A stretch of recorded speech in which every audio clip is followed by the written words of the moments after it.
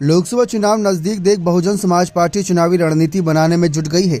बसपा ने पिछले चुनाव में बेहतर प्रदर्शन करते हुए कुल 10 सीटें जीती थी। इस बार वह इससे अधिक सीटें जीतकर मायावती को प्रधानमंत्री पद तक के लिए आगे ले जाने के लिए पूरी मेहनत मशक्कत कर रही है। बताया जा रहा है कि मायावती पार्टी बसपा की नज़र प्रदेश के मुस्लिम बाहुल्य 13 सीटों पर है।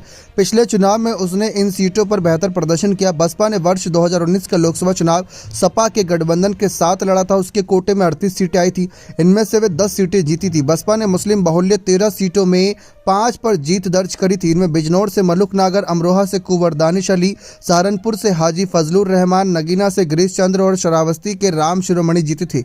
मेरठ बसपा के हाजी महमूद याकूब दूसरे नंबर पर थे। अन्य सीटों पर सपा व उसके कोटे पर रालोद उम्मीदवारों ने चुनाव लड़ा।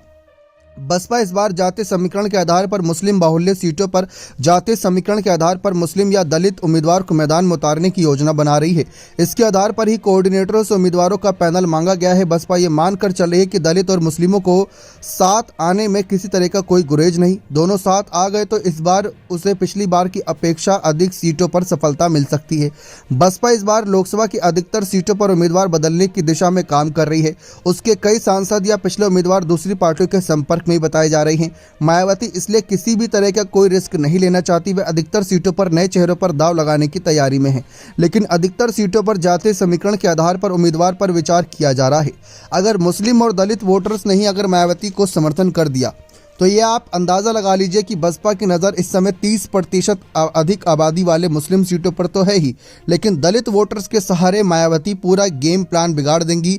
जो अखिलेश पीडिया की बात कर रहे हैं वो तो धरा का धरा रह ही जाएगा, लेकिन भाजपा से जो इस समय नाराज़ हैं अल्पसंख्यक और मुस्लिम मतदाता, दलित मतदाता, क्योंकि वह अपने हक की लड़ाई लगातार लड़ रहे हैं भाजपा समाज में, तो ऐसे में वह मायावती का एक विकल्प तलाश सकते हैं।